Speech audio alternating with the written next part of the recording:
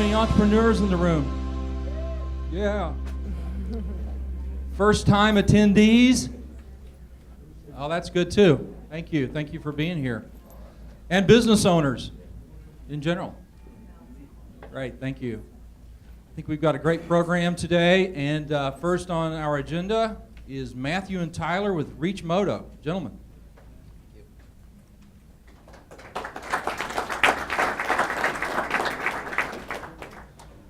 Good morning, 1 Million Cups. My name is Matthew Ennis. And I'm Tyler Headley, and we are Reachmodo. We're located right here in Springfield, Missouri, in the E-Factory. And we're so grateful to be here before you today to share our journey and story. This really began a couple years ago, but before I get into that, Reachmodo is an all-in-one mobile marketing platform. We primarily focus on text message marketing, but we offer a vast array of other features as well. So tell them about the story, how this... As Tyler mentioned a couple years ago, I was serving as a nonprofit consultant. I had the opportunity to meet with an organization, and they were sharing with me this new technology that they had used. They were very excited about it, and it was text message marketing. But there was one hang-up. They shared that it was very, very hard to use. And although they loved how successful it was, they just didn't feel like they had the time to invest in learning the platform. The challenge was given then, Matthew, there has to be an easier way to do this. There has to be an easier way for nonprofit organizations to harness the power of text message marketing. We decided to quarterback that challenge, and Reachmodo was born. And during the research phase of the development, we discovered some awesome statistics for the future of mobile, specifically mobile marketing. One of those is that 99% of all text messages are open and read within the first 3 minutes of receiving them, versus only 17% of emails even get opened. And then over the last 3 years, the number of smartphone subscribers in the United States has increased dramatically each year. And at the end of 2013, actually the number of mobile devices worldwide exceeded the number of people. To put that into perspective, more people have access to a mobile phone than they currently do a toilet, unfortunately. So the future is really bright. There's a 16-fold expected increase of mobile data usage over the next 4 years. So we feel really confident coming out and introducing this product at this time. So we did our research. We knew the market was ready. But we also knew that if we were going to bring a platform to market, we had to be different. We had to offer something that would be a shining light in an already moving and booming industry. So we decided to bring an all-in-one mobile marketing tool rather than just text message marketing.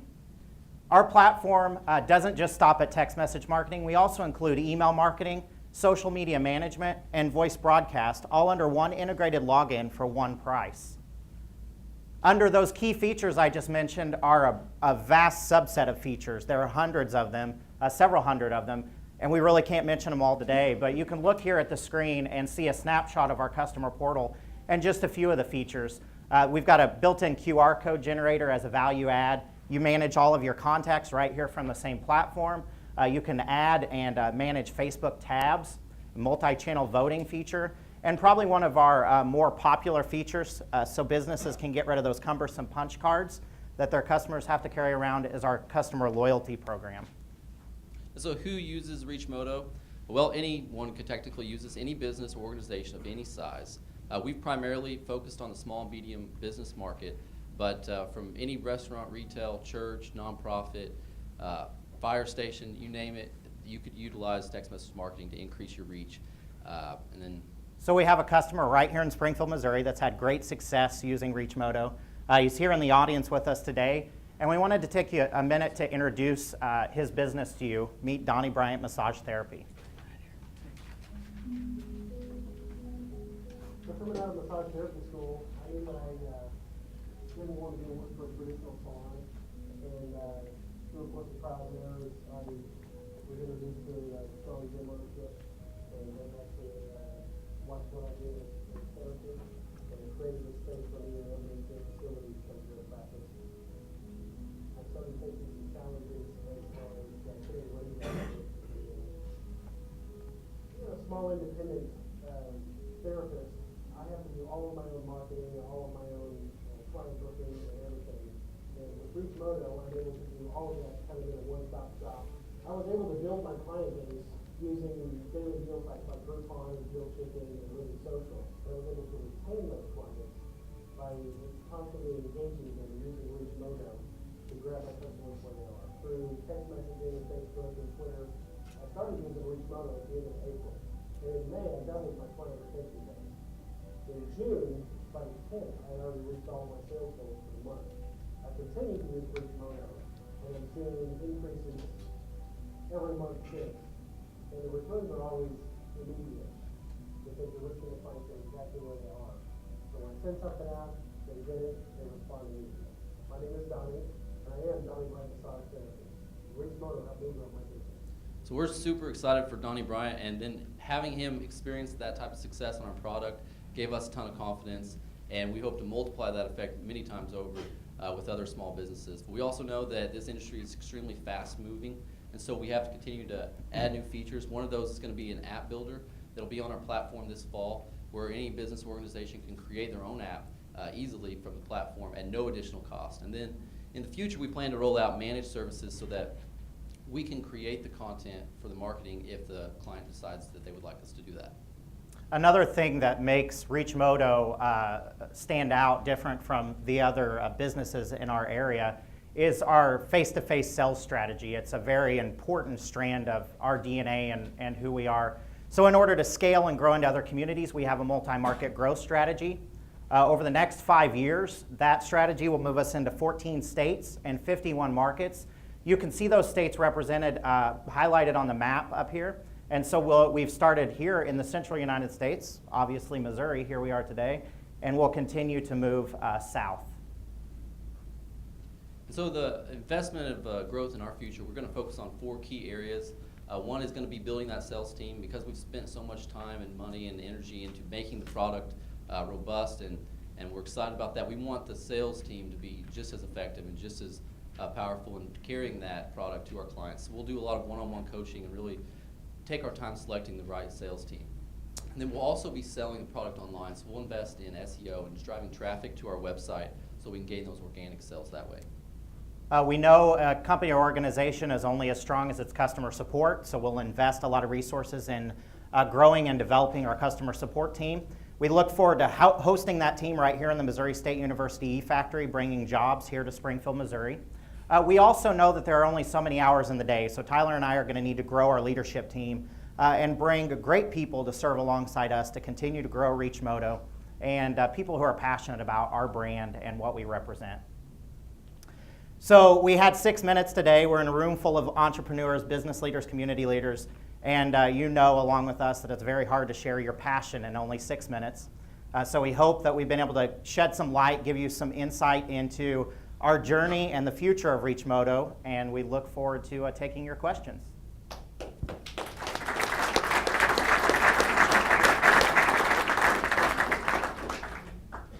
Guys, I want to open up with, why did you want to present at A Million Cups today? Yeah, so for us, we're not here looking for investors. I know a lot of people think, man, 1 million cups, we're in a room full of people with money.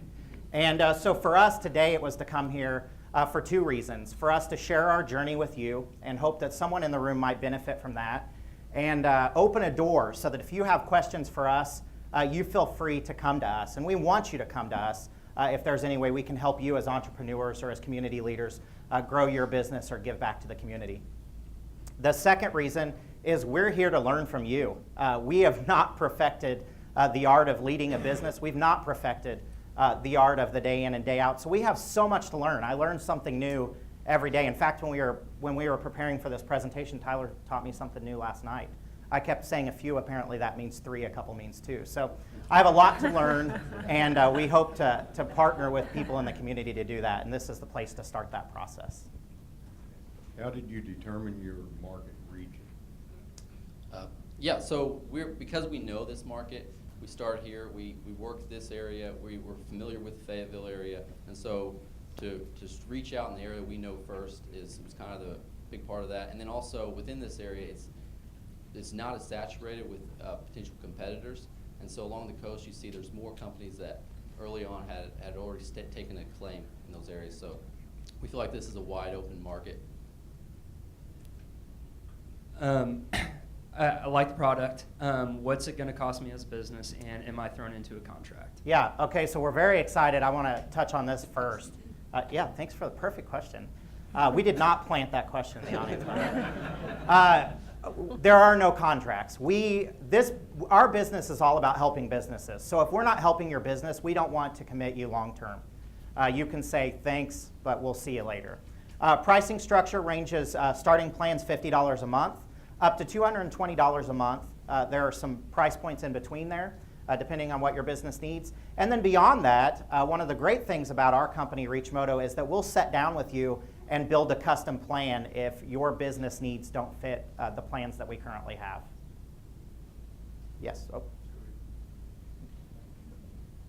I was just wondering, you mentioned nonprofits, and I know that's a large majority of what's going on here. How is it that you're reaching out to them? Yeah, so we've been in beta mode. We've been testing our products, so we're just starting to reach out to organizations. And so we have a specific strategy to reach out to nonprofits. We hope to, in the next few months, announce an exciting event that we'll be hosting here in Springfield, Missouri, in the E-Factory that nonprofit organizations will be able to benefit from and learn, not just about our business, but about other businesses that are owned hopefully by other entrepreneurs in this room, and how they can benefit from that. We'll also be doing direct marketing to nonprofit organizations, and we'll be bringing on a sales team that will be calling on you as nonprofit organizations to help you understand how our product can benefit you in fundraising and marketing. In your presentation, you talked about a customer support team and a sales team and a regional strategy. That implies that the system is not completely self-service and completely internet accessible. What about your system requires that hands-on touch, and what about your decision to not attempt to go fully self-service? So can I field that first, and then I'll let you follow up? We want to be different. There are platforms out there, and you can go online and you can sign up for them, and you can call an impersonal 1-800 number and get somebody to talk to after you wait on hold for quite a while. And they kind of try to walk you through that. That's not the kind of business model we wanted. So we're here to help the customer, and we feel like the best way to do that is to help the customer face-to-face, to build a relationship with them and an ongoing relationship. We had a question a second ago about whether there's a contract or not. We feel like we don't need that contract because we'll build that relationship with the customer, and they'll want to continue to use our product and to grow the relationship with our company. Yeah, it looks like a great technical platform. What can you do, or do you have a plan for helping people with messaging and the actual message itself? Yeah, so that will be encompassed in if we come to a client, one thing we'll definitely do with each person, that's part of the high touch relationships that we'll have with our clients, is the clients we've had already, we've talked with them about what that looks like, how that message is going to look like, and what the best strategies are for them. And our sales team, we want them to have that type of relationship to where they can be a part of that marketing strategy if the company would like that. And then with the plans of offering managed services, we would then offer that as a service if they just wanted us to handle it completely. Our compensation plan incentivizes the salespeople to continue to work with their customers and retain those customers. So we have a great compensation plan, and it gets even better when our salespeople take care of those customers in the way that you're asking. How are you guys addressing competition? I know there's a couple people here in Springfield, Missouri that are doing text message marketing, one even in the E-Factory. Yeah. So how does your plan on the features, advantages, and benefits compare to their plan? And of course, pricing, how does that compare? Yeah. So there's really no one here in the E-Factory that competes with what we're doing. We are an online platform, and we do have the growth strategy, the scaling strategy that we talked about. How are we competing with them? You know, I don't consider them competitors. Raw Marketing's right here in the E-Factory. They do something very different than what we do. And so we've had a couple people actually ask us about Raw Marketing, and we've said maybe Raw Marketing would be the way to go for you. So again, for us, we're here for our customers and to help them grow their businesses. And if one of those organizations were a better fit for them, we would refer them to that organization. I have a question for you on getting your customers that have the text numbers. Are these people opting in to your program? And how do you get them to opt in? How many people do you have right now? Because what you're selling is these telephone numbers that you're going to text. And I guess if you go to email right now, opting in is extremely important, and the legal ramifications for people being able to opt out. And then Is that regulated? Is our text numbers regulated like that as well? Yeah, Kind of Tyler Yeah, can explain touch and on that's actually, it's a great question because there was some really great legislation that was passed making laws around text message marketing, which honestly is why we're doing this, because it enables there to be integrity with using that. If there was just people spamming customers, it wouldn't carry any gravity. So there is an opt-in law. So you would have to incentivize the customer to opt in. There's numerous ways to do that. But then once they opt in, there's an automatic message that goes immediately. If you've ever had a text message marketing message, you've seen it. It says to text stop, and you'll no longer receive the messages. So that will automatically go in there. And then one great thing on our platform is that it's designed to regulate anyone's using it. They're protected by the security features we have in place, so that if you try to do something that's not legal, it won't let you do it. So you would have to try really hard to break the law. So we're grateful for those laws that are in place, because it enables this to be a really effective way to market. I want to follow up just with the positioning of your question. Just to clarify, we do not provide marketing lists. We're a platform, and we enable the customers to collect their own marketing contacts. Yeah, so we do not give you a list that comes along with that. In fact, that is illegal to do that, specifically with text message marketing and even email marketing.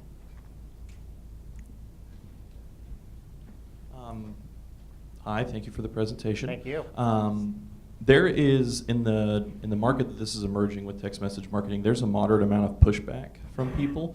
What's the actual engagement rate that you guys see from the text messages when they get opened or actually used?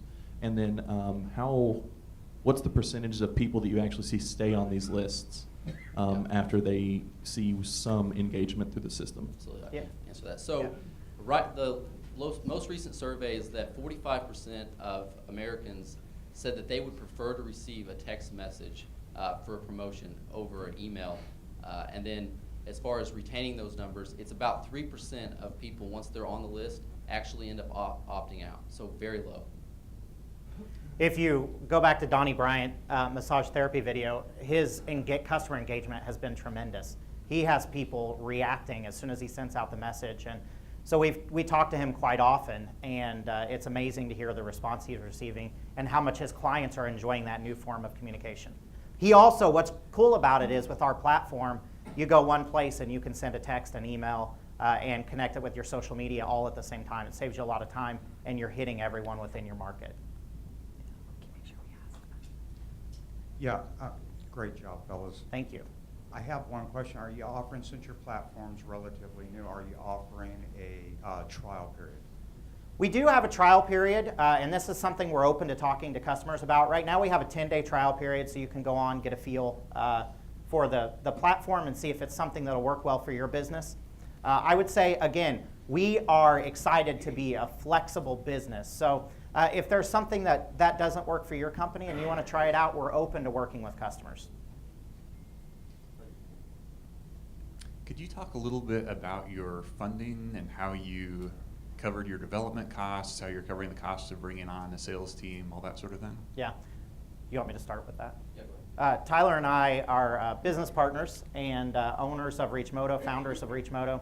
And so I'm excited to say we've 100% funded the development of this company ourselves. The company sets today 100% debt-free. We have absolutely no debt. So we're able to give a competitive pricing structure because of that. We're not trying to pay for the past to move into the future. Our sales team will be a commission-based structure. So as we build and grow our sales team, they'll be incentivized to help us grow Reachmodo, and ultimately we'll continue to grow the company financially. Do you have anything to add to that? No, you nailed it. It's kind of a self-serving question here. Why Springfield? Springfield for us is home. So we could have done this anywhere else, but I don't want to be anywhere else. I want to be here in this community that's given so much to me. I've spent 13 years in the nonprofit sector here. I love this community, and I want to continue to be part of it. Anything Same to here, add? yeah. I'm born and raised in this area, so it was a natural decision. Can you guys tell us a little bit about your business model of staying local? Most tech companies in this space would expand to a national platform pretty quickly, especially within 5 years. I don't think they would consider it critical mass if they didn't go national within 5 years. So can you tell us about your decision to go regional, and then expand beyond there within the first 5 years of growth? Yeah, so our platform is a national platform. Anyone in the United States of America can sign up and use our product today. In fact, we are already fielding inquiries from a couple opportunities overseas that will allow us to expand into other markets. So when you look at our expansion plan, and I probably should have mentioned this and will in the future, thank you, I'm already learning again. We are a national platform at this time, but our face-to-face sales strategy is what you saw on the screen, and that's what will continue to grow in those states representing the 51 markets.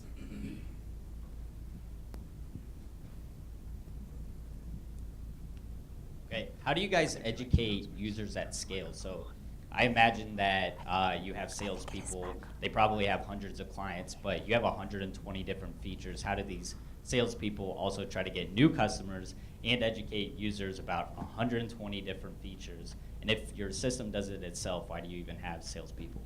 Yeah, it's a great question. One of the aspects of the website is we offer a tutorial video for every single feature that gives you a step-by-step instruction on how to use the feature. So you don't technically, I mean, if you're savvy at all, you could figure out how to use the product without ever talking. But we wanted to offer that extra service, so that's why we add the support team and then the one-on-one sales strategy to build the relationships with our customers instead of just having them on the platform somewhere out there. Again, the one-on-one sales strategy is a very important part of our DNA and what makes us different. Is the option available to go international? Yeah, so we're working on that. I mentioned a second ago that we've had a couple inquiries to move our platform into other countries. Right now you can text internationally on our platform. We're a credit-based platform, so everything you do costs a different amount of credits. You use credits, and so international text would just be more credits used per text than a stateside text.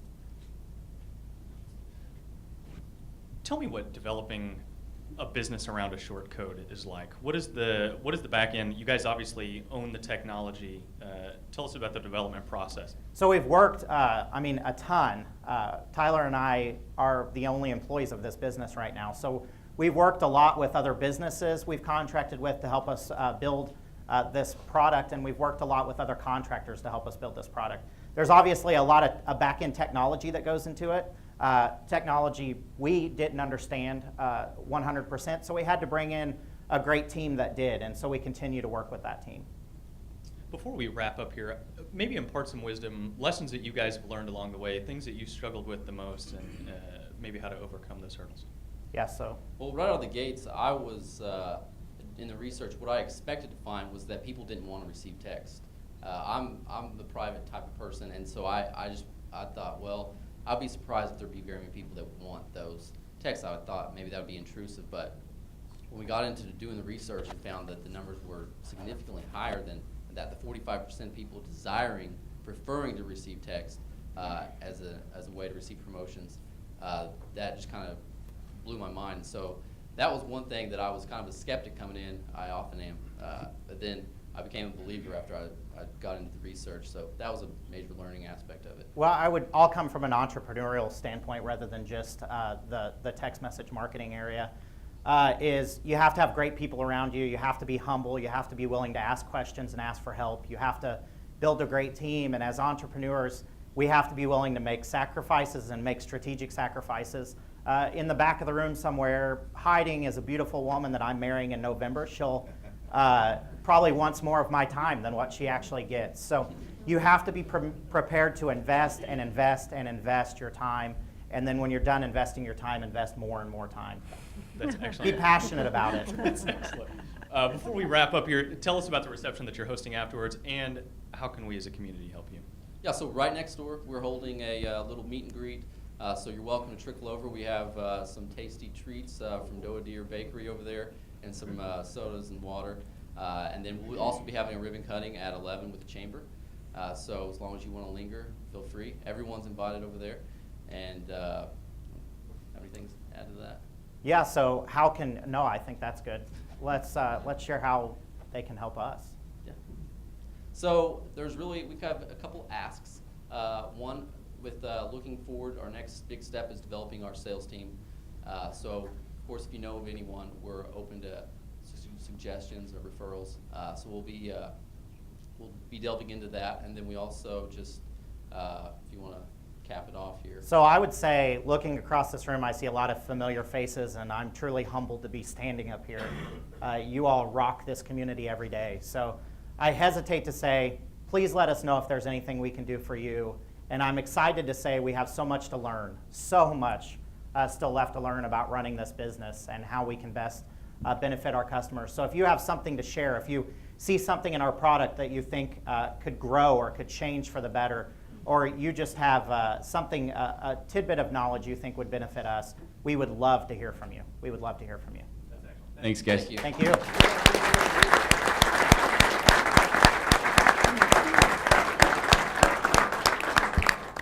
So before we jump to our next speaker, just a couple quick announcements. And as always, if you or someone you know has any events, programs, community, anything that you think the people from in this room can benefit from, go ahead and let us know. We'd love to share it and grow what we call the entrepreneurial stack of endeavors and activities. Jeff Schmedeke is in the back of the room. Say hey. What's up, Jeff? Jeff's with the Management Development Institute, and their new fall calendar of public enrollment courses is out.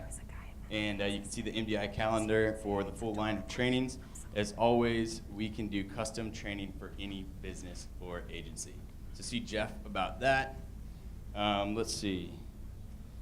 The Missouri State University Small Business and Technology Development Center will present Building the Ultimate Business Plan on September 13th and 14th from 6 to 9 p.m.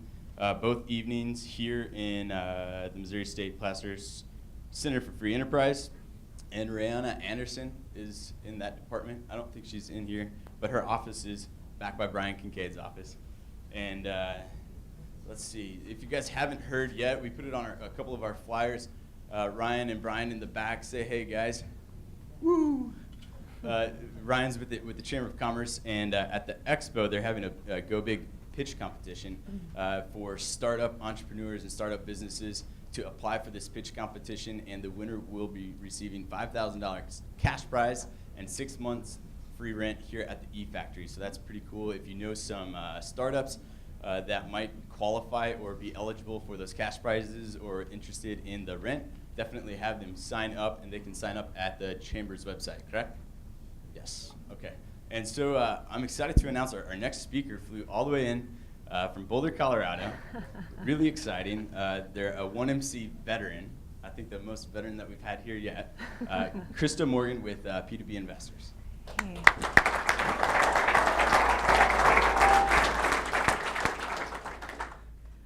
Morning, everyone. I'm Krista Morgan, the co-founder and chief operating officer of P2B Investor, and yeah, this is our 6th 1 million cup, so thank you for having us, organizers here at Springfield, and this is an amazing crowd, definitely one of the biggest ones, so please be really nice to me. So P2B Investor, we are a financial technology company based in Denver, and we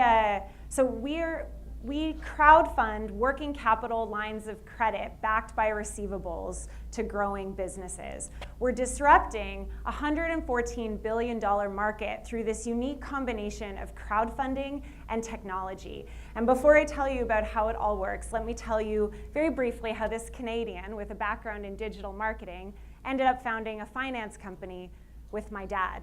So a couple years ago, I was living in London, and my dad calls me up, and we're talking about this solar company he's thinking about, and how are we going to get it funded? And next thing you know, we're talking about crowdfunding receivables.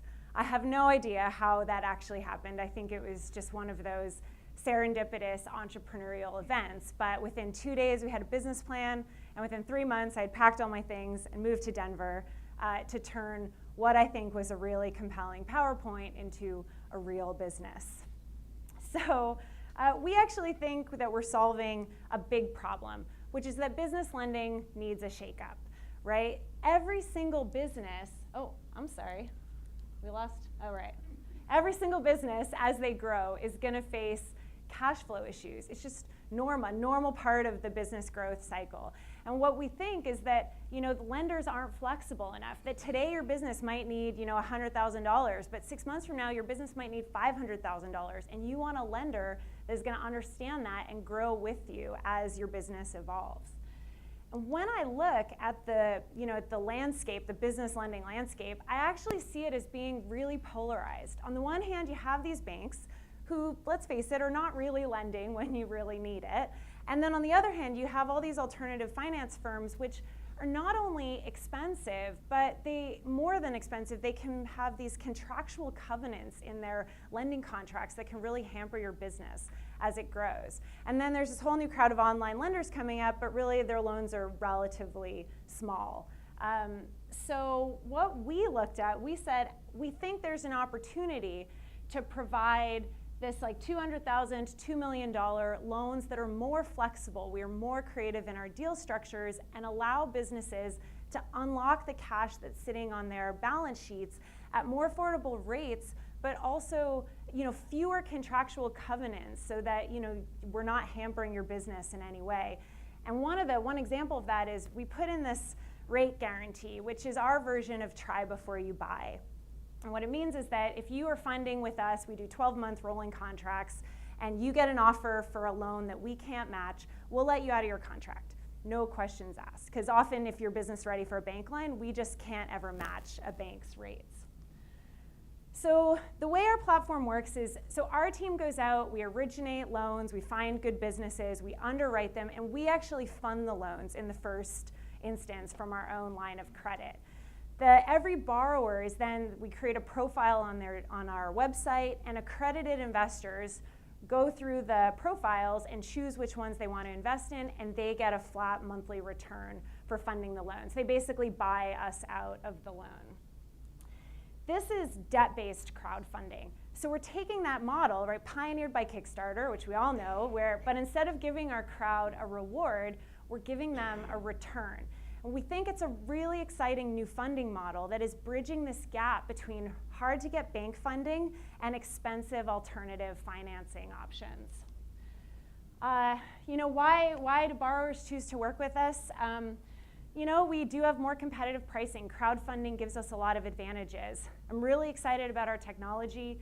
We're trying to make the borrowing process faster and easier so it's less hassle.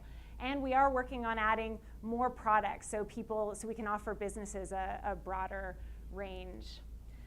I love this slide. I'll tell you, May 9th is the day we funded our first invoice. April 30th, I was sitting with my dad, our CEO, and saying, we've been in market 3 months and it's just not happening. We weren't getting traction. We were saying, what does the future of P2BI look like? And all of a sudden, the floodgates opened on May 1st, and boom, traction. Now I know what traction looks like.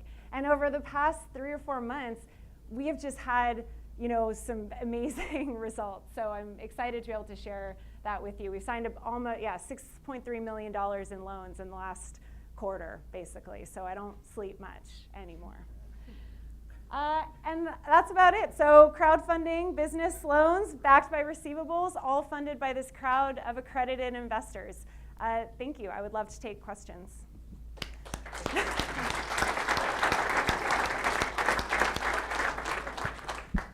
Krista, I'm sure we're all soaking that in right now.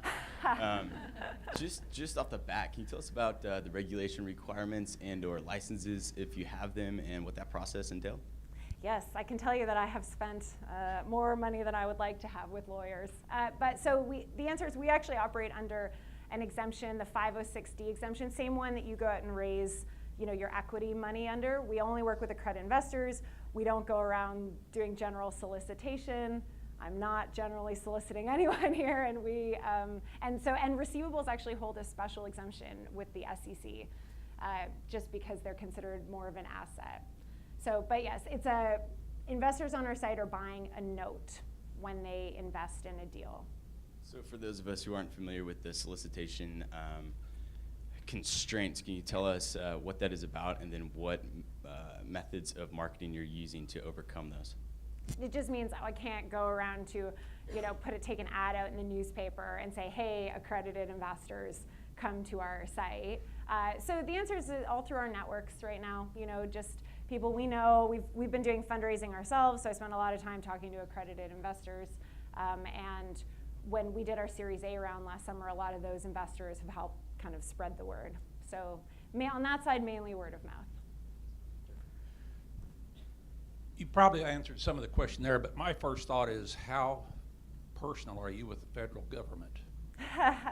I try not to be very personal at all, is the answer. Really, so far, knock on some wood, we haven't had any issues. That's great. Krista, I saw you present in Boulder. Maybe it was 6 weeks ago, and you'd only funded a little over $5 million. You funded over $1 million in just 6 weeks. Tell us your growth curve starting to look like a hockey stick here. Yeah. When are you going to hit critical mass where you feel like you've really accomplished what you're trying to do? Oh dear. Well, I'll tell you that our goal is to hit, $50 million in loans by kind of the end of next summer. So when will I hit critical mass? I don't know. All I know is I'm going to just keep growing as fast as I can possibly grow for as long as possible until hopefully someone allows me to retire in the Bahamas somewhere. On the receivables, how do you validate, or what kind of proof are you looking for as far as the receivables go? Yeah, so we are buying.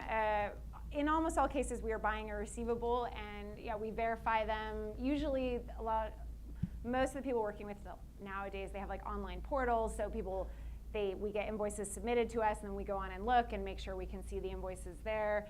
Sometimes we get email confirmation. So we just do diligence, not on every single invoice, because as we saw, we're getting upwards of like 400 invoices a week. So, so just that kind of process, and then everything gets paid back into our lockbox. We report everything back to our clients, and we're just introducing, I'll just plug our technology for a sec, that we're introducing this QuickBooks Sync, which will allow a business to submit invoices to us directly out of QuickBooks. So they'll have a panel, see all their invoices, click them, and just submit them in for funding. Yeah, so we're excited about that. I know that banks have done something similar with being able to lend against receivables. Is there a percentage of the receivable amount that you lend against? Is it, when you buy it, is it 100%? Is it 80%? It's typically 80 to 90%.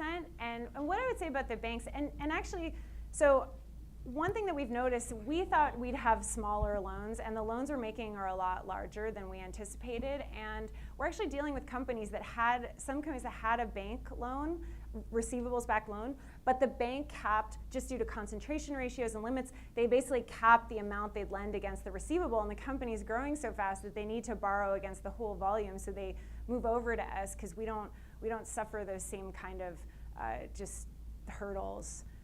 So we are dealing with clients that could have a bank line and then choose to come to us mainly because we can give them more funding than what they can get at the bank. You talked about how you're offering this to businesses on your line of credit and then selling them after the fact. Yeah.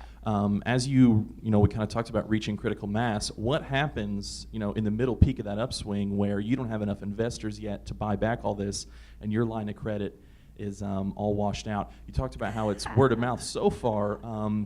This is a really great and exciting platform. I'm just wondering, and I'm sure you have, I'm just wondering what your plan is when you get to that point when you've kind of tapped out the investors you have.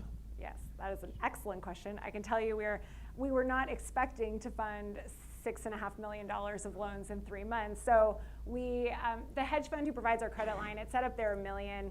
They've got about $3.5 million with us right now, and it's a hedge fund strategy. So we're out talking to funds. We're negotiating some much larger lines of credit to be able to bridge us, and you'd be amazed how many people are looking to earn 7 to 15%. So it is we have to convince them on our underwriting that we're not cowboys running around giving money and never getting paid back, but it's happening, and it will be through much larger bridge lines, $5-10 million bridge lines that we're hoping to fix that problem. You kind of answered it a little bit, but I was just curious where the initial funding came from when you started the business. I guess it was back in April. So we actually started, the business started early 2012 officially. We did a seed round, so we had nothing. We did a seed round, kind of $200,000 round built out the first beta version of the platform, and then we raised a Series A last summer, which gave us the capital to actually build out the operation, because you need a certain amount of funding to be able to get your lending operation going, I discovered. So yeah, the capital came from all equity angels really around Colorado and the West Coast. I was trying to figure out the business model a little bit, and I might be confused, the crowdfunding issue. Yeah. And how do you guys make your money? If you are selling loans, okay, I guess there's a spread between what you're selling it for and what you're getting. Yes, Is that correct? Exactly. There's a spread between what the borrower is paying and what we're paying the crowd. Okay. And that allows us to manage And then all the what loans in happens between. if some of those receivables goes bad? Is there liabilities on your side? Or So- who takes the liability? The answer is once the deal has been purchased by the crowd takes however much money they have invested in the deal, they're at risk for. Our team is active in managing the loans, and any kind of collection efforts that are needed are funded by us. And it's our intention, and we look at sort of market default rates, and they're relatively low. But yeah, the answer is whoever owns the receivable, it's their capital that's at risk. And it's one of the things that crowdfunding really changes, because in a lot of lending situations, one or two people, it's all their capital at risk. And so you have to price more risk into the deal, and you can't necessarily, you're just more cautious because it's all your funding. Whereas we have a crowd, no one's coming in and buying 100% of every loan. You've got a lot of people buying a little bit, so the risk is spread across many borrowers and many invoices. So that just allows us to just take a different approach, really. They're buying into a pool, not necessarily into each individual loan. They're buying, are they buying into a pool? So what they're doing is buying into a borrower, and one company might have 500 invoices at any one time, and they own a proportional amount of each of those 500 invoices. And then they can choose many borrowers to spread their capital. Are those aged accounts receivable? Are they current? Are they late? Or how are you managing? How is that? Yeah. The question was about sort of what does the receivables portfolio look like, and so the answer is we only buy current receivables. We don't buy aged receivables, and we are working closely with our clients. We run aging reports daily. We look at where things sitting. We might say to our client, hey, can you ask your customer about this invoice? We're concerned about this. And then when invoices hit 90 days, depending on the contract, but usually when an invoice hits 90 days, we charge it back to the borrower. So this is full recourse lending. Ultimately, if we've advanced on an invoice to a business, they are responsible for making sure that we get paid back, even if their customer doesn't pay. And that does happen. That's sort of part of the normal management process. Cody Stringer with Mercy. They're laughing for a reason. It's an inside joke. Oh. Could you talk a little bit about what makes this platform attractive compared to more traditional private equity type investments for your accredited investors? When you say traditional private equity, do you mean like going into a hedge fund or or just a general venture PE firm? capital, Right. angel investments? So the big difference, the big thing that our platform offers investors is liquidity. So one of the nice things about investing in receivables is that we can offer about 60-day liquidity. So you're earning an annual rate of, call it 10%, but if you can give me notice today, and within 60 days you'll have all your principal back. And I mean, so in a sense, it's like a short-term investment. So to get those kind of rates on short-term is very hard to find. Venture capital, private equity, those are, you're putting your money in 4 or 5 years at a time. And even some of the other, if you look at Lending Club, Prosper, you're buying a loan 3 to 5 year terms. So we really, we thought a lot about the liquidity on our platform, and it's something investors really like. Can you talk about how your lending standards and experience compare with banks that you're competing with? Our lending standards and experience. So what I would say is that we go through the same underwriting process that any lender goes through, right? We take your financials, we do background checks, we look at credit reports, we get a whole picture of your business. What's changes in the standards is that a bank is expecting you to have 2 or 3 years of profitability, and we aren't. So it's not, and then we're not saying that you're not a good business. We're just saying, look, your business is growing. We understand that you're not cash flow positive, but we see this track record of growth, and you have good receivables, and everything looks good, and so we can lend to you. So it's really not about loosening standards. It's just about sort of changing what matters to us. And we do care a lot, though, about what the borrower looks like. We, businesses that we think are really at risk, we don't want to work with. I think our stat right now is 1 in 7 businesses who apply are actually kind of getting accepted. That's what it looks like. I have 2 questions. One is along the line of investors, which Yeah. we've been kind of going along.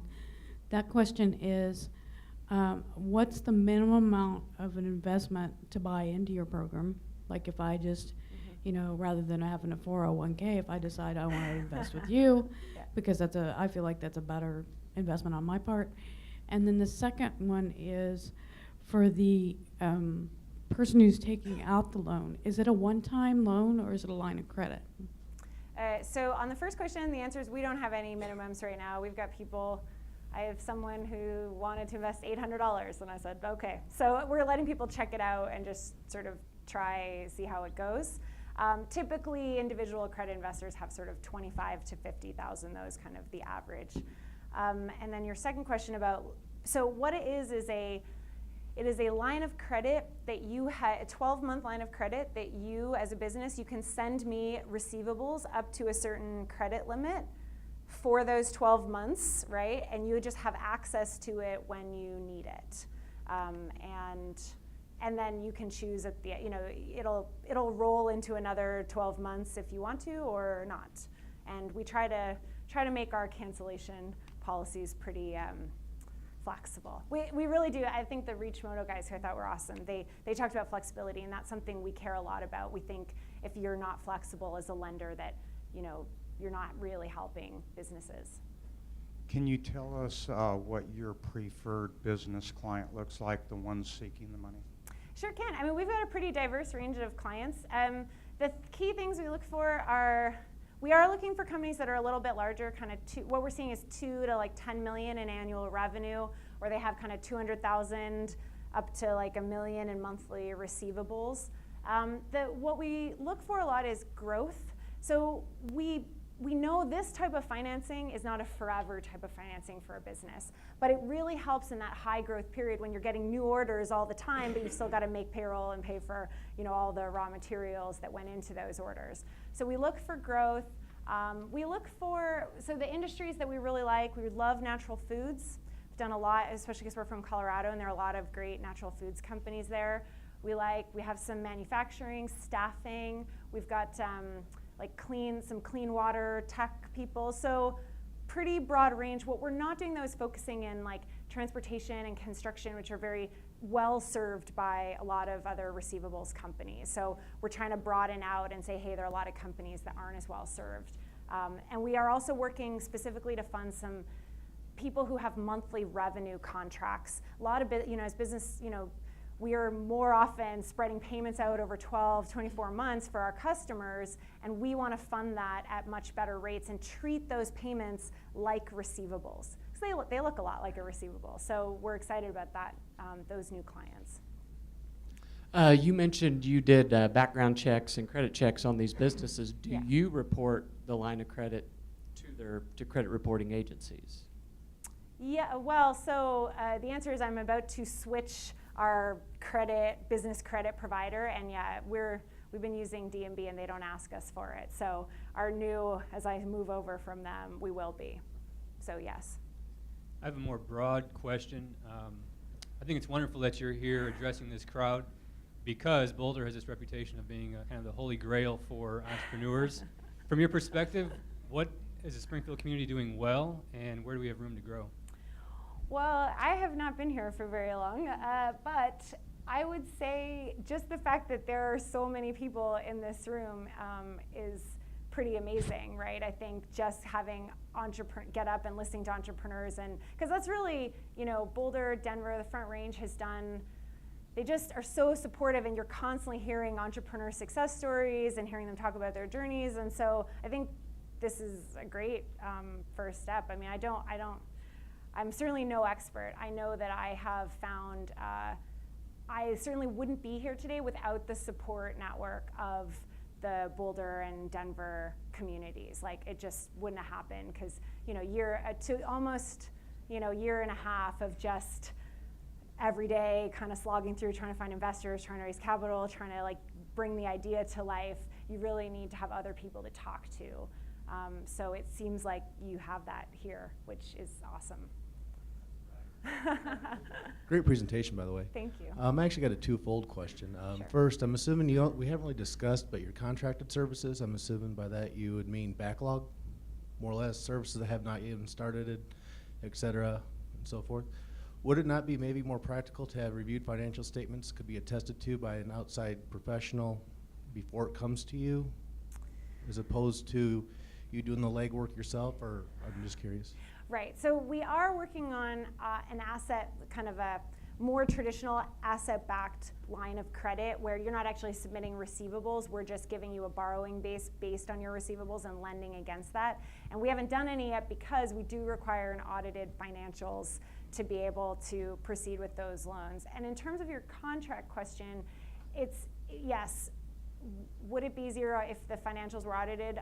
What we really do is audit the contracts. You know, so like in the case, we have a deal right now where we funded a company. It was a really big deal, a $2 million deal, and they are going to be paid $2 million in 6 months. And we spoke to their customer, we reviewed the contract, we did a lot of diligence around that to make sure that we were comfortable. I did that internally, yeah. So we do have outside counsel that sometimes comes in and helps with that.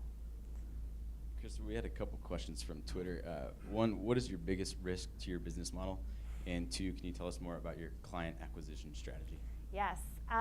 Biggest risk, I think, is underwriting. At the end of the day, if I make loans and investors lose money because they're not getting paid back and we're not managing the process, we are not going to be in business.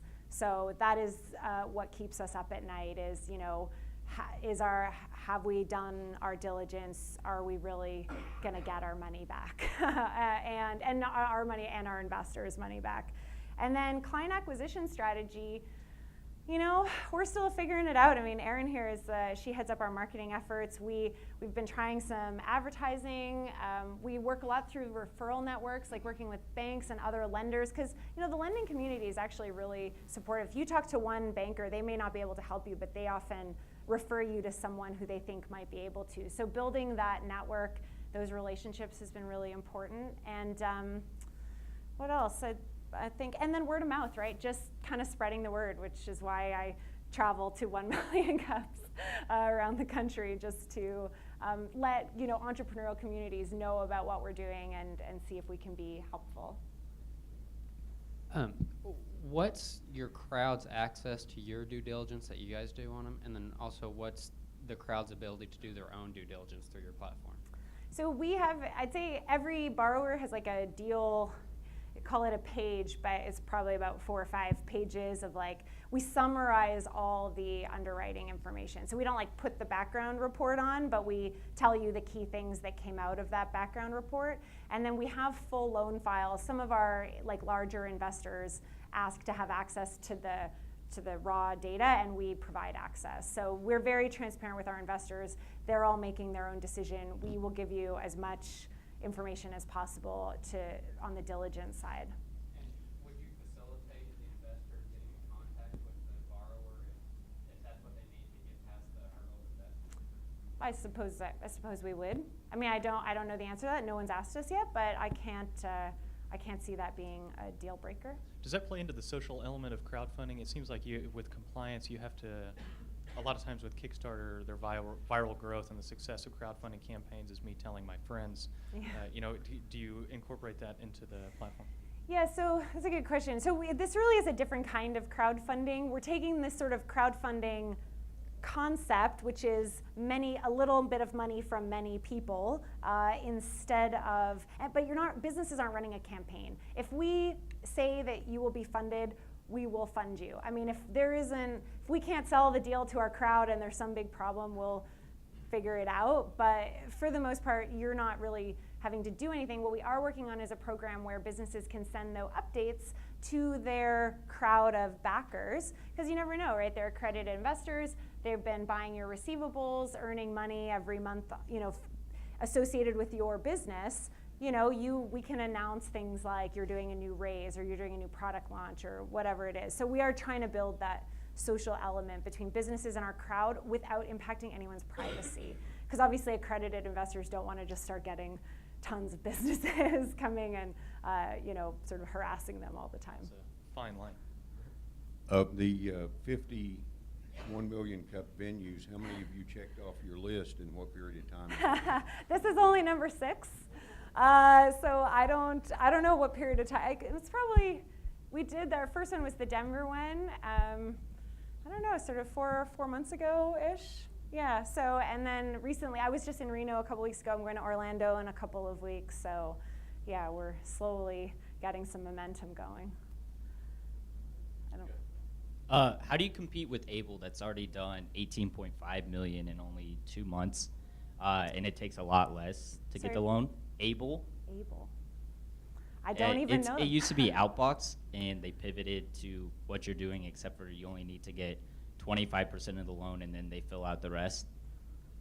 I mean, I'm really not from crowdfunding sources. I'm really not familiar with them. I don't know the structure of their loans. As far as I know, no one else is doing these kind of receivables-backed lines of credit. If they've done it, I mean, we'll have to look it up.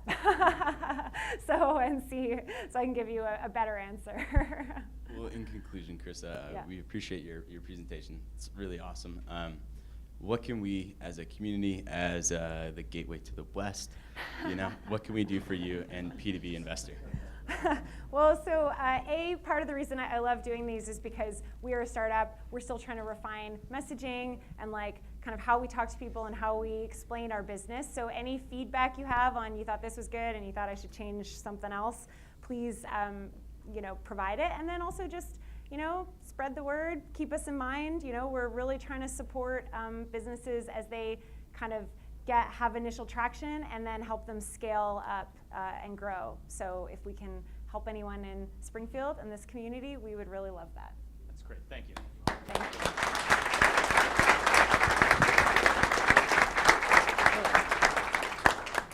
Well, guys, 10 o'clock, we're right on time. I'd like to first thank everyone for coming in. Thank you, all of you who are standing in the back. We got a packed room. I think it was the boys at Reachmodo's goal to beat our attendance record today, and I think that you've successfully accomplished that. I'd like to do one more round of applause for the girls coming all the way from Boulder, Colorado.